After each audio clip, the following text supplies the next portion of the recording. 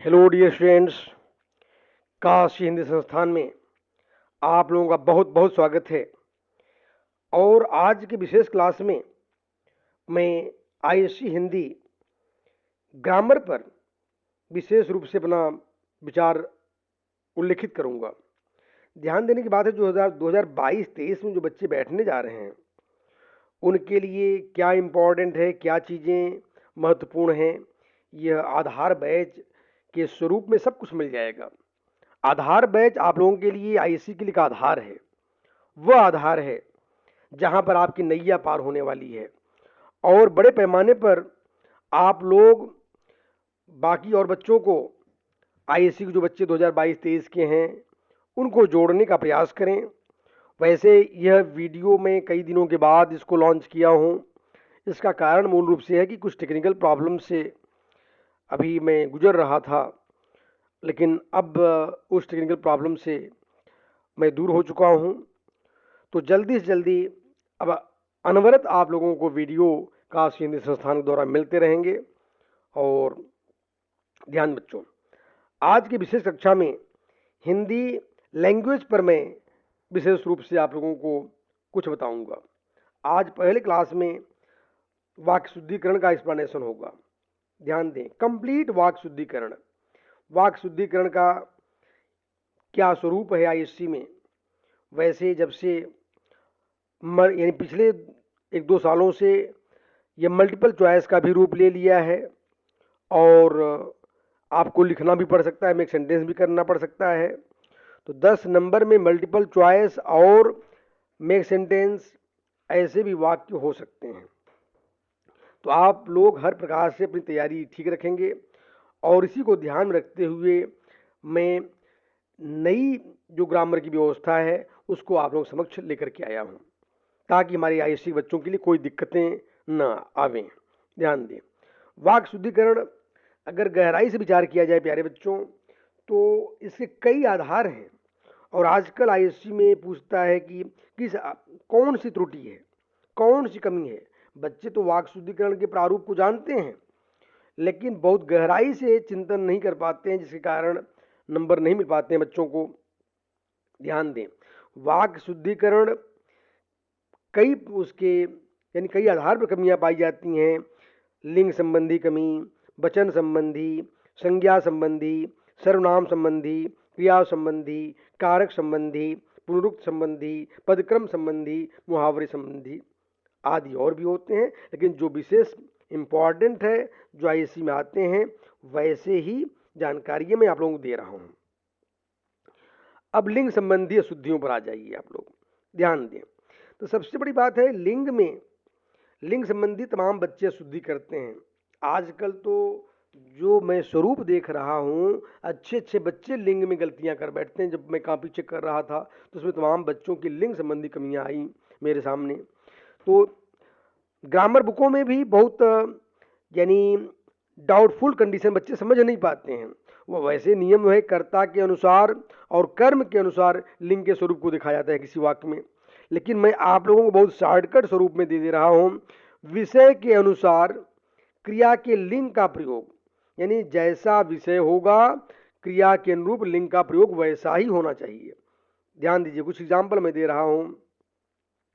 मेरा भाई 6ठी कक्षा में पढ़ती है, अशुद्ध है वाक्य। ध्यान दीजिए, यह वाक्य जो है शुद्ध होगा, मेरा भाई 6ठी कक्षा में पढ़ता है, क्योंकि कर्ता जो है यानी सब्जेक्ट जो है मेरा भाई है। याद रखिए। अब कुछ लोग सोच लेंगे, अगर कक्षा सोच लेंगे तो वहाँ गड़बड़ हो जाएगा, इसलिए मेरा भाई 6ठी कक्षा में पढ़ता है, शुद्ध यही होगा। यह लिंग संबंधी दोष है। वहाँ अगर एग्जाम पूछा जाएगा कौन सा दोष है, पढ़ती है पढ़ता है हुआ, तो लिंग संबंधी दोष माना जाएगा। ध्यान दें, नेक्स्ट वाक्य में उसकी माताजी आ रहे हैं, यह शुद्ध वाक्य है। शुद्ध होगा उसकी माताजी आ रही हैं।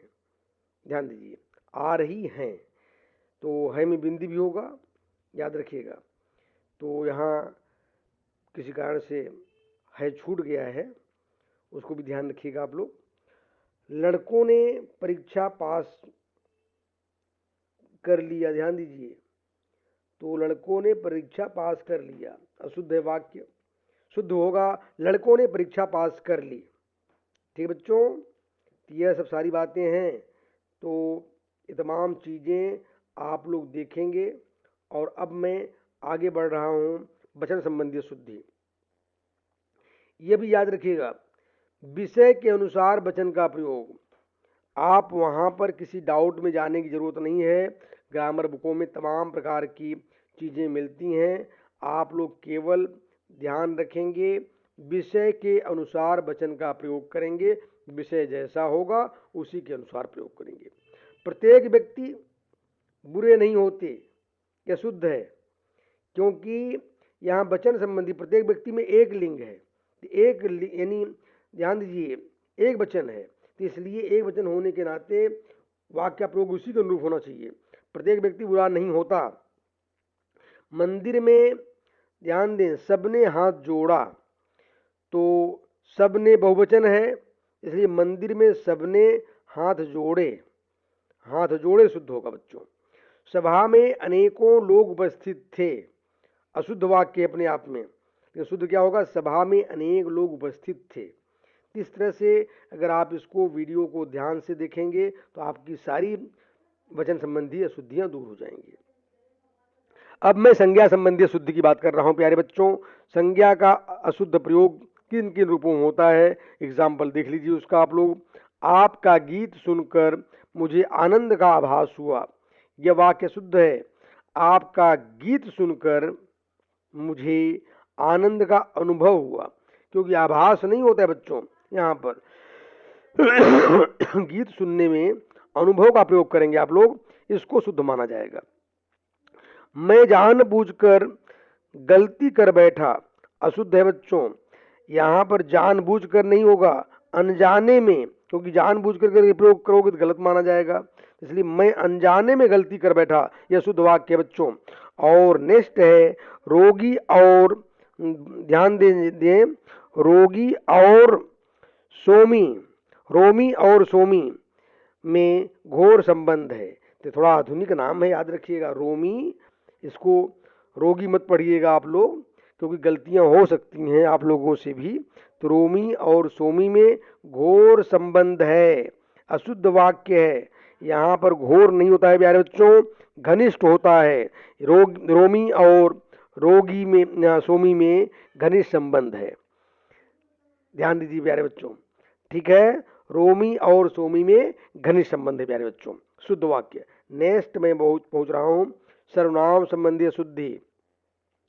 सर्वनाम का उचित स्थान पर प्रयोग न करने या गलत सर्वनाम का प्रयोग करने से अशुद्ध माना जाता है वाक्य, इसलिए सही सर्वनाम का जानकारी होनी चाहिए बच्चों। जैसे आजकल लोग स्टाइल में गलत बोलते हैं, गलत सुनते हैं, गलत पढ़ते हैं। मेरे को पढ़ना है, हाँ ऐसे लोग बोलते हैं ना आजकल, मेरे को जाना है, ये ऐसे वाक्य गलत हैं बच्चों। मुझे पढ़ना है, मुझे जाना है। तुमको बात करने की तमीज नहीं है, तुम्हें, तुमको नहीं, तुम्हें बात करने की तमीज नहीं है, वाक्य शुद्ध होगा। तुम्हारा काम करो, अशुद्ध वाक्य है। तुम अपना काम करो, यह शुद्ध वाक्य होगा बच्चों। अब जो है, अब मैं क्रिया संबंधी कुछ एग्जाम्पल दे दूं, आप लोगों को समझा दूं। यह भी याद रखिए, क्रिया विषय जो भी हो संज्ञा सर्वनाम के अनुसार, यानी इसका प्रयोग करेंगे। क्रिया को हम ध्यान रखेंगे कि इसमें विषय कैसा है, यानी कर्ता और कर्म का स्वरूप क्या है, उसके अनुरूप हम क्रिया का प्रयोग करेंगे।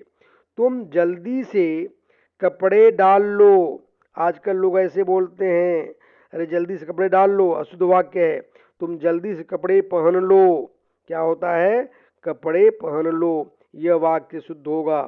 तुम अपने जूते निकाल दो, ध्यान दो, जूते निकाल दो नहीं, यहाँ पर संज्ञा का यानी क्रिया का जो स्वरूप है गलत प्रयोग किया गया है। तुम अपने जूते, ध्यान दीजिए बच्चों, उतार दो, निकाल दो जो है उतार दो शुद्ध होगा। मैं रात को कंबल पहन कर सोता हूँ, अरे बच्चों कंबल पहन करके नहीं, कंबल ओढ़ कर सोया जाता है, तो मैं रात को कंबल ओढ़ कर सोता हूँ, शुद्ध वाक्य। ध्यान दें, कारक संबंधी शुद्धि। नेक्स्ट, यदि वाक्य में उचित परिसर का प्रयोग न किया जाए तो वाक्य अशुद्ध हो जाते हैं, याद रखिएगा। अशुद्ध हो जाते हैं। इस पर ध्यान रखने की जरूरत है। पेड़ को पत्ते गिरते हैं, अशुद्ध वाक्य है। शुद्ध क्या होगा? पेड़ से पत्ते गिरते हैं। तो कारक की जो विभक्तियां हैं ना, उसका सही प्रयोग करना आप लोगों को जानना चाहिए। कारक के बारे में पढ़ लीजिएगा ठीक से। तुम कार्तिक को बैंक खरीदो, अशुद्ध वाक्य है, ध्यान दो। बैग खरीदो, तुम कार्तिक को बैग खरीदो, अशुद्ध वाक्य है। तुम कार्तिक के लिए बैग खरीदो। यहाँ पर भी ऐसे भी स्पेलिंग मिस्टेक भी हो सकते हैं, ध्यान दीजिए। बैंक कर दोगे तो हम ध्यान दोगे, मिला लोगे आप। तुम कार्तिक के लिए बैग खरीदो, शुद्ध।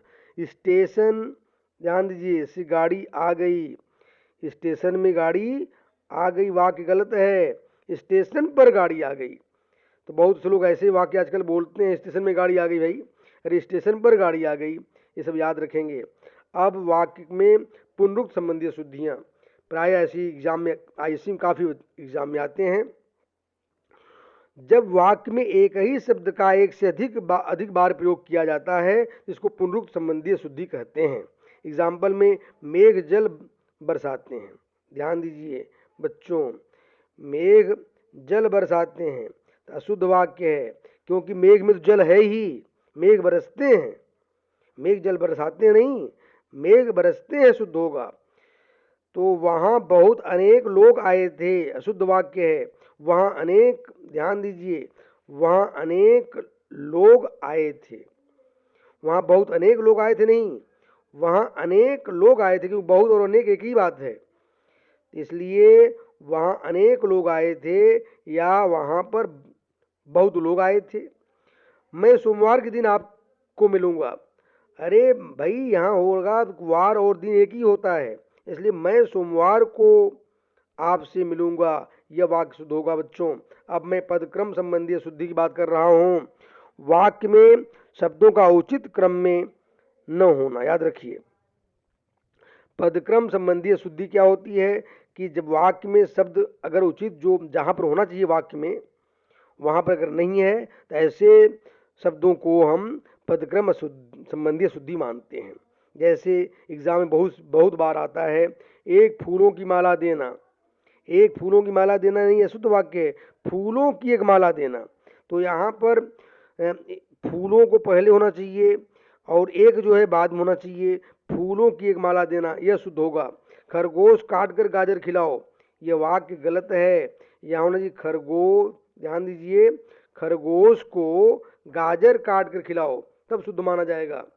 मुझे गर्म भैंस का दूध दो, अशुद्ध वाक्य है, यहाँ होना चाहिए भैंस का गर्म, ध्यान दीजिए बच्चों, यहाँ होगा मुझे भैंस का गर्म दूध दो, ध्यान दीजिए। ऐसे वाक्य यहाँ पर विशेष ध्यान रखेंगे आप लोग। नेक्स्ट, मुहावरे संबंधी शुद्धि।